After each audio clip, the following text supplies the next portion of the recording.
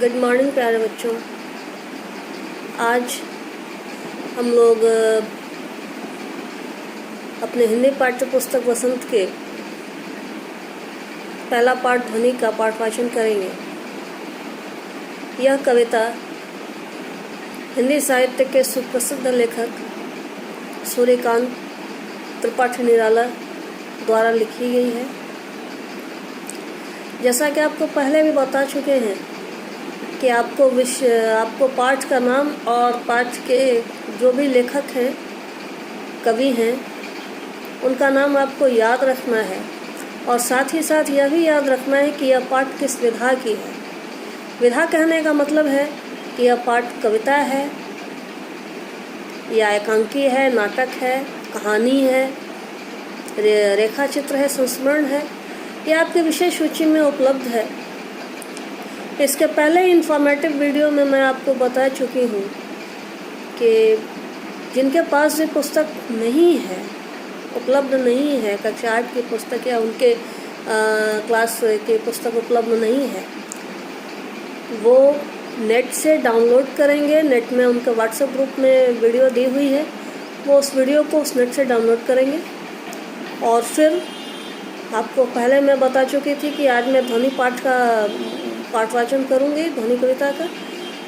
तो उम्मीद है कि आप सभी ने वो कविता नोट कर ली होगी, क्योंकि वो कविता भी आपको याद करनी है। बहुत ही अच्छी कविता है और ध्वनि गीत, इसे गीत के रूप में भी हम लोग गा सकते हैं।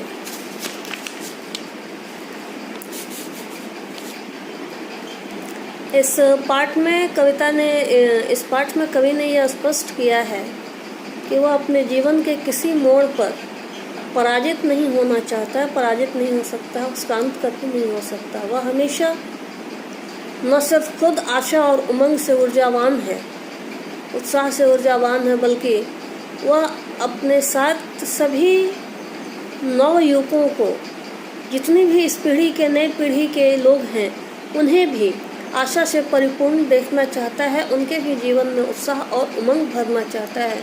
उसके आगे यह सबसे बड़ा लक्ष्य है, उसकी ज़िंदगी का यह सबसे बड़ा लक्ष्य है। और इसलिए वह कविता के शुरू में ही कहता है, अभी न होगा मेरा अंत।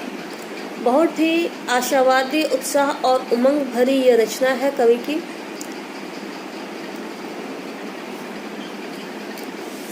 आइए तो पाठ वाचन करते हैं इसका, और आप भी ध्यान से सुनेंगे, क्योंकि आपको भी इसी तरीके से कविता पाठ करना होगा। अभी न होगा मेरा अंत, अभी अभी ही तो आया है मेरे मन में मृदुल वसंत। अभी न होगा मेरा अंत। हरे हरे ये पात, डालियां कलियां कोमल गात, मैं ही अपना स्वप्न मृदुल कर फेरूंगा निद्रित कलियों पर, जगह एक प्रत्युष मनोहर। पुष्प पुष्प से तंद्रालस लालसा खींच लूंगा मैं, अपने नवजीवन का अमृत सहर्ष सींच दूंगा मैं। द्वार दिखा दूंगा फिर उनको, है मेरे वे जहां अनंत। अभी न होगा मेरा अंत, अभी न होगा मेरा अंत, अभी अभी ही तो आया है मेरे वन में मृदुल वसंत।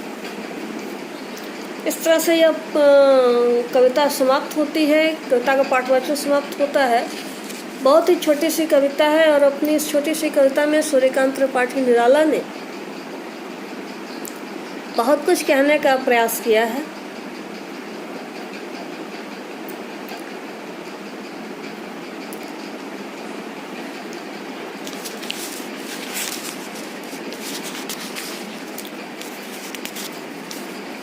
सबसे पहले तो इस कविता में हम लोग पढ़ते हुए ये जानेंगे, वसंत का जिक्र कवि करता है। सबसे पहले हम ये समझेंगे कि वसंत है क्या। वसंत ऋतु की बात की गई है। हम जानते हैं कि हमारे देश में वसंत ऋतु का अपना एक महत्व है। इसे ऋतुओं का राजा कहा जाता है, अर्थात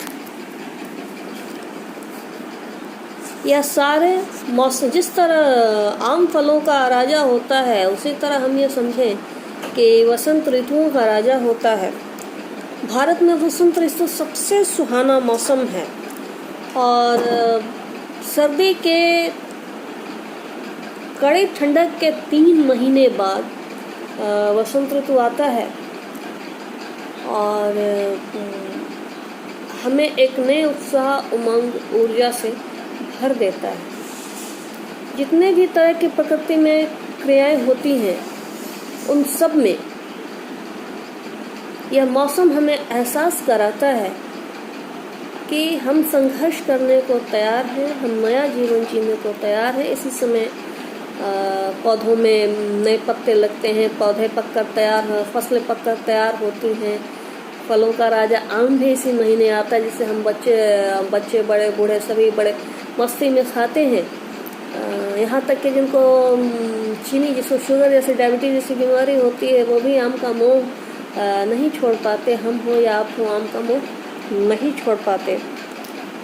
तो इसी सीज़न में आता है। कोयले भी इसी सीज़न में गाती हैं। और सबसे बड़ी चीज़ मैं आपको बताऊं, या वसंत में हमारे जो कवि हैं सूर्यकांत त्रिपाठी निराला इस पाठ के, इनका जन्म भी बसंत पंचमी को ही हुआ था। ये हमारे लिए भी जानने की बात है। बसंत पंचमी यानी कि सरस्वती पूजा हम जब करते हैं, उसके बाद से इसी महीने में बसंत की 5वीं तिथि को ही सरस्वती पूजा होता है, इसलिए हम लोग बसंत पंचमी कहते हैं।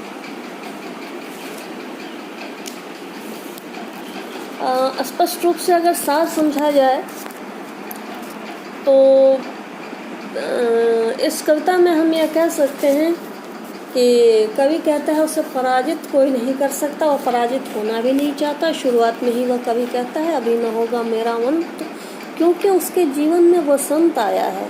अभी मैंने आपको वसंत के बारे में बताया। कहता है कि उसके जीवन में वसंत रूपी आगमन, वसंत रूपी सवेरा का आगमन हुआ है। बसंत के आने से जिस प्रकार पेड़ों में नए पत्ते, कलियां, यानी कि पूरा जीवन विकसित होता है, पेड़ का जीवन विकसित होता है, उसी तरह कवि का भी जीवन विकसित हुआ है और बिल्कुल वो नया नया हुआ है और उसमें उत्साह है, उमंग है। वो जितने भी युवा पीढ़ी के लोग हैं जो भटके हुए हैं, उनको वो नया रास्ता दिखाना चाहता है। वो बताना चाहता है कि उनके जीवन का उद्देश्य क्या है। आपके जीवन का उद्देश्य सिर्फ मोबाइल चलाना, पबजी खेलना या गाने सुनना या टिकटॉक बनाना ये नहीं है।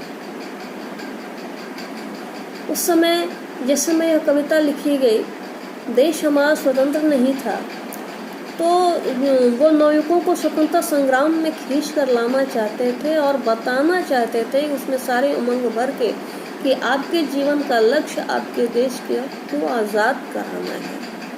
यह भी है इसमें। और स्पष्ट रूप से कवि यह नहीं कहना चाहता है कि जीवन में चाहे जितनी भी समस्याएं आए, जितनी भी परेशानियां हों, वह कभी भी अपने आप को हारा हुआ नहीं महसूस करेगा, टूटा हुआ नहीं महसूस करेगा, क्योंकि उसके जीवन में वसंत आया है, एक नए उत्साह का संचार हुआ है। और इस तरह से हम देखते हैं कि कवि काफ़ी आशावादी है और वह अपनी परेशानियों से डट कर मुकाबला करना चाहता है।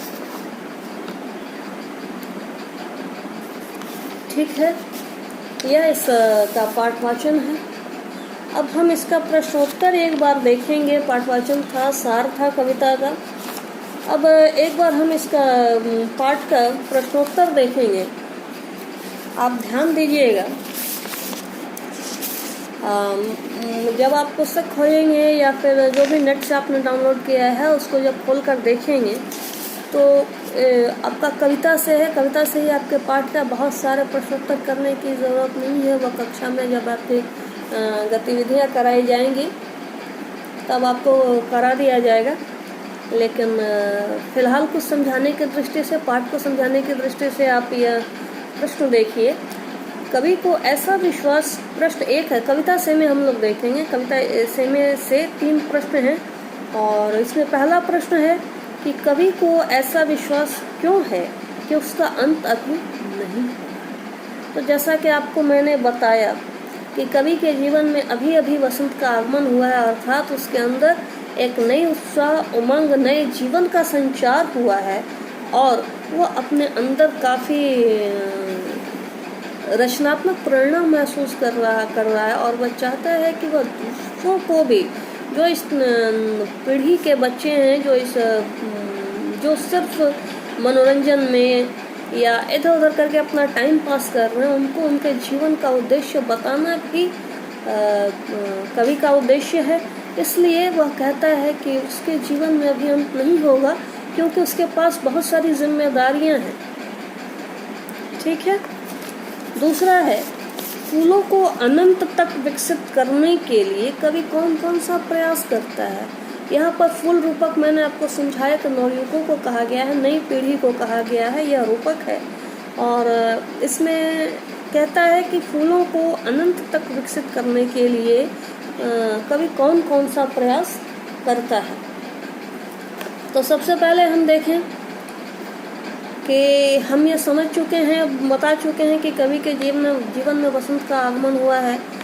वह पूरी तरह से आशा और ऊर्जा से परिपूर्ण है। अब वो अपने आप को सिर्फ अपने तक सीमित नहीं रखना चाहता, वो चाहता है कि मैं जो जान चुका हूँ, मेरे जीवन का जो उद्देश्य है, मैं उसे दूसरे को भी दूँ। जो बच्चे, जो मेरे यार दोस्त, जो भी मेरे संगी साथी हैं, वो रास्ता भटक चुके हैं, जो भी नई पीढ़ी के बच्चे हैं, उन्हें वो नया रास्ता, जीवन का उद्देश्य समझाना चाहता है और उनके जीवन के बोझलपन को दूर करके उससे नौ जीवन, यानी कि उसको जीवन का एक उद्देश्य समझाना चाहता है, उसके जीवन को उद्देश्यपूर्ण बनाना चाहता है, उद्देश्य विहीन नहीं। उद्देश्य विहीन कहने का मतलब है कि बस यूं ही जिए जा रहे हैं, आपने कोई लक्ष्य डिसाइड नहीं किया, कोई फ्यूचर डिसाइड नहीं किया कि आपको क्या करना है। और यह हमारे जीवन की सबसे बड़ी उपलब्धि होती है कि यदि हम अपने जीवन का लक्ष्य निर्धारित कर लें कि हमें क्या करना है। ठीक है। तो तीसरा प्रश्न है, कवि पुष्पों की तंद्रा और आलस्य दूर हटाने के लिए क्या करना चाहता है। कवि क्या करना चाहता है? सबसे पहला तो काम वो ये करना चाहता है कि वो जो भी नई पीढ़ी है, नवयुवक हैं, उनको सही मार्ग दिखाना चाहता है। वो जो आलसपने से दूर बैठे हैं, उन पर स्वप्न हाथ, नए सपनों का हाथ फेर कर उन्हें उनके जीवन में नई आशा,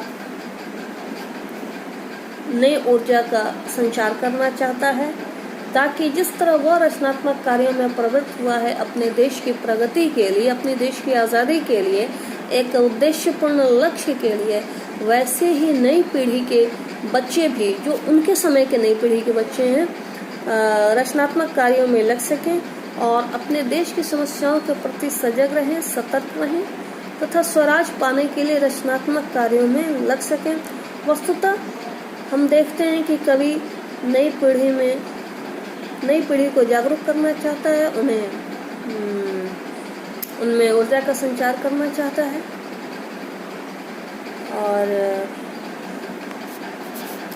इस तरह से आपके कविता से पाठ के तीनों प्रश्न मैंने आपसे डिस्कस किए।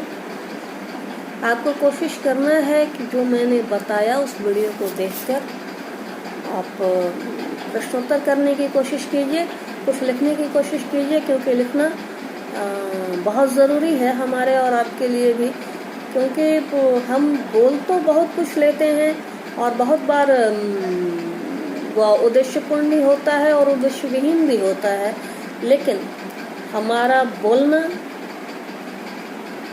सोच समझ कर बोलना, हमें क्या बोलना है यह सोच कर बोलना बहुत ज़रूरी होता है, क्योंकि हम लोग बोलते बहुत कुछ हैं, हासिल कुछ भी नहीं होता, पता कुछ भी नहीं चलता। पता चलता है जैसे मान लीजिए कभी कभी आपको कक्षा में ही निबंध लिखने दे दिया जाता है, या फिर कुछ अपने से सोच कर कुछ लिखने क्रिएटिव वर्क दिया जाता है, तो आपको सोचने में कुछ वक्त लगता है कि अरे क्या लिखें नहीं लिखें। एक बहुत बड़ी समस्या होती है, क्योंकि हमको लिखने की आदत नहीं होती।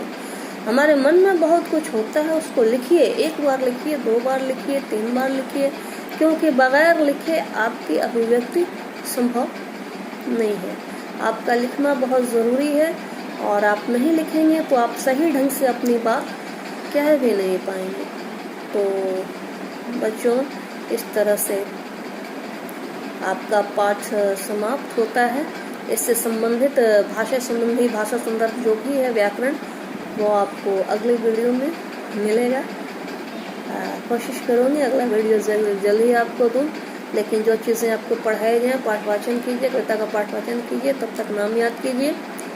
और दूसरी चीज़ ये है कि मेरे पास भी आपकी कक्षा की किताब नहीं है, वो स्कूल में ही रह गया, क्योंकि जिस वक्त ऐसी स्थिति हुई ये पता नहीं था कि इस तरह की क्रियाविधि संचालित की जाएगी। इस तरह की एक्टिविटीज़ हम लोग भी करेंगे आप लोगों के साथ। तो किताब मेरे पास भी नहीं है। कोशिश मैं ये करूँगी कि आपको कम से कम कविता पाठ कर सकूँ, कविता पाठ वाचन कर सकूँ। लेकिन हाँ, व्याकरण संबंधित सारे पाठ से जो भी है भाषा संदर्भ, वो मैं ज़रूर बताऊँगी। कविता पाठ आपका होगा, प्रश्नोत्तर समझा दिए जाएंगे।